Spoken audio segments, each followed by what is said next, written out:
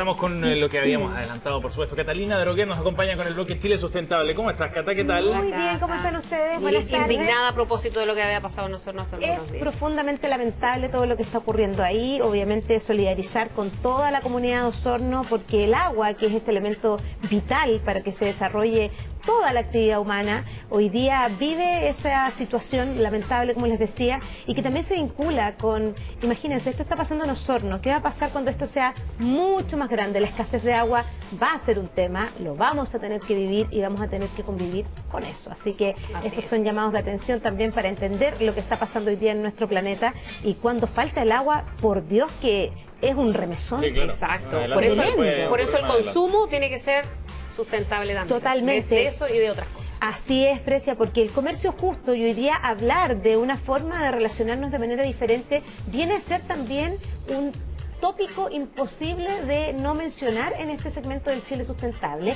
Y hoy día se habla de comercio justo, pero está en una, yo les diría, en una plataforma un poco elevada. Todavía no hemos incorporado lo importante que es el comercio justo y lo importante que somos nosotros como ciudadanos a la hora de escoger un producto elaborado con una historia más justa para los artesanos, más justa para los proveedores, que son los elaboradores de esos productos y servicios, y también más justa para nosotros como consumidores, en términos de preferir productos que no sean letales para el medio ambiente. Hoy día, perdón, estoy un poco atrás. ¿Quiere agüita? Ahí estoy bien. Hoy día, por ejemplo, lo que pasa es que este tema es bien relevante. Ustedes tienen un vaso de agua acá sobre la mesa y hace un rato estábamos tomando un café. Por ejemplo, ¿cuánto creen ustedes que es la huella hídrica que tiene una taza de café que todos consumimos un día en la mañana? O una tostada, por ejemplo. Yo estuve con el equipo revisando un poco las métricas y ahí están viendo algunas en pantalla. Por ejemplo, una taza de café son 140 litros de agua para producir una taza de café. Estamos hablando de agua, estamos hablando de solamente un elemento de la huella completa que tiene un producto para producirse. Ahí se ve en pantalla, por ejemplo, la carne de ternera, son 15.000 litros de agua. El pollo, ¿quién no tiene? ¿Y cuántos pollos compramos al mes? Imagínense, vamos multiplicando para generar almuerzos y las comidas en nuestras casas. 4.300 litros de agua y así suma y sigue por kilo. Hoy día, por ejemplo, sacábamos la métrica de una tostada, que son cosas bastante coloquiales. Ustedes pueden decir, ya, pero estos son microdatos. No, porque si uno empieza a incorporarlo en su vida diaria, se da cuenta también en la forma que estamos consumiendo y también empiezan a aparecer conceptos como un consumo más sustentable. Si aquí no se habla ni se promulga el no consumir, tiene que ver también con tomar, conciencia y consumir lo justo. Por ejemplo, llevándolo nuevamente a la alimentación, ¿cuántos productos nosotros botamos en nuestra casa?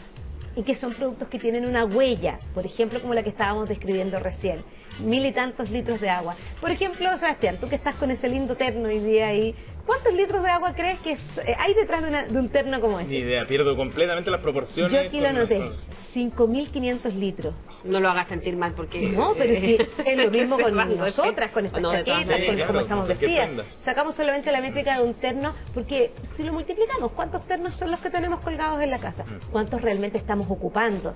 Y ahí también nacen nuevos conceptos, además de este comercio justo, del consumo sustentable, otro que está muy de moda y que es el trueque. Hoy día hay entidades que las pueden revisar en Instagram, en donde uno puede truequear su ropa, por ejemplo. Claro. Y cuando ya te aburre la chaqueta rosa, que suele ocurrir, que a uno le aburre lo que compró, puede intercambiarla por otra de color amarillo, por ejemplo. Entonces, son formas que uno puede incorporar en su día a día para vincularse con este concepto elevado todavía, que es el comercio justo. El problema es que mientras uno no tenga esa conciencia de qué es lo que significa o cuál es el impacto ambiental que genera determinado producto, es difícil tomar acciones. O sea, mientras tú no tengas la dimensión de lo que está generando lo que tú estás comprando, no vas a tomar alguna acción para evitar esa compra o para reemplazarla por otra más sustentable. Por eso, justamente en el Chile Sustentable damos estos datos para que los vayamos incorporando, llevando a la vida diaria, a la vida cotidiana. Estamos a meses de la COP25, que va a ser una tremenda plataforma en pro de concientizarnos sobre el tema del calentamiento global producido en el planeta. Y tenemos que empezar a manejar el lenguaje, también incorporar estos pequeños cambios, estos pequeños ecogestos en nuestra vida diaria. Y además yo vinculo también mucho el concepto de comercio justo, no solamente con la ecología, sino que también con el ser humano. Cuando hablamos de comercio justo, hablamos de menos explotación. Sabemos que detrás de muchas industrias para que una polera, por ejemplo, cueste 9.990, ¿cuánto hay de explotación detrás de una polera que tiene ese valor? O poleras que vemos a 2.000 pesos de repente, que tú dices, si están rebajadas a 2.000 pesos, Sí, es verdad. ¿qué hay detrás de eso? ¿Cómo ganan plata con una polera que vale 2 lucas? Entonces, ahí es donde también hay que preguntarse, esto que es tan barato, para partir, ¿cuán desechable es? Porque muchas veces son productos que duran 4 o 5 posturas y ya no sirven para nada. Y vamos acumulando también un montón de cosas en la casa. Y por otro lado, ¿cuánto sacrificio hay detrás para producir un producto que pueda ser vendido en 2.000 pesos, por Claro. ejemplo? Y ahí viene el tema del comercio justo, también vinculado con la no explotación de seres humanos y también de recursos naturales tan escasos hoy por hoy en nuestro planeta Tierra. Seguimos hablando también Los de... dejé impactados con los No, litros de agua. impactados. Era lo que yo estaba pensando, que te iba a preguntar Sí, y estaba sí. pensando cómo formularte la pregunta en realidad. Para entenderlo bien, porque recién vimos una gráfica Sí. y estaba, por ejemplo, que me llamó la atención la cantidad de litros de agua que se necesitan para tener leche. Por ejemplo, O, claro. o en distintos alimentos que uno normalmente consume. El Ahí café. está, gracias. En la segunda iba leche y otros alimentos Sí. que en realidad uno consume diariamente. Para entenderlo bien, Sí. ¿en qué momento, de qué manera entra a jugar el agua en esos procesos? Estamos hablando de qué, por ejemplo, Por el té, que ejemplo, tal vez a las personas se les hace, y a mí también me Sí. incluyo, difícil Difícil. entenderlo, cómo es que entra el agua en el proceso para llegar a tener, no sé, la carne, el pollo. Claro. Por ejemplo, llevémoslo a la industria de la cerveza que aparece ahí, por ejemplo, o del té, como tú lo mencionaste, Vero. El té, para llegar a nuestra mesa, como lo conocemos, Sí. en una bolsita o en la Un hoja, palito, ¿sí? tiene un proceso completo de cultivo, para partir el cultivo. Es más, antes del cultivo, ¿quiénes la van a cultivar? Y que son estos grupos, por ejemplo, vamos a Sri Lanka, en donde se produce mucho té. Comunidades que para poder producir tienen un consumo de agua también para poder generar la producción. Ahí Bien. se empieza a sumar, esto es un concepto que tiene que ver con evaluar desde la cuna hasta la tumba de los productos, desde la cuna, desde donde nacen, cómo nacen, bajo qué procesos y qué recursos naturales son los que se utilizan para que ese producto nazca, hasta la tumba, que es cuando finalmente hoy día vinculamos con una ley REP que tenemos que ir a agarrar el producto y convertirlo en algo que ¿Y podamos reciclar. cómo se hace? Porque, por ejemplo, en la elaboración de determinados productos o para que existan determinados productos es inevitable que exista el agua. Absolutamente. Entonces, y ahí ¿cómo el se llamado trabaja eso es ahí? a consumir más consciente. O sea, no se trata que no vamos a consumir nunca más una prenda de vestir o un vaso de leche o una tostada, pero también el consumo y la compra tienen que ver con esa conciencia, con consumir lo justo, porque obviamente las tasas de residuos que estamos generando han sido inimaginables. Y a propósito de quedar en shock con estos temas, hay quizás un emblema ahora en Europa que ha quedado en shock y es de las nuevas generaciones. Sí.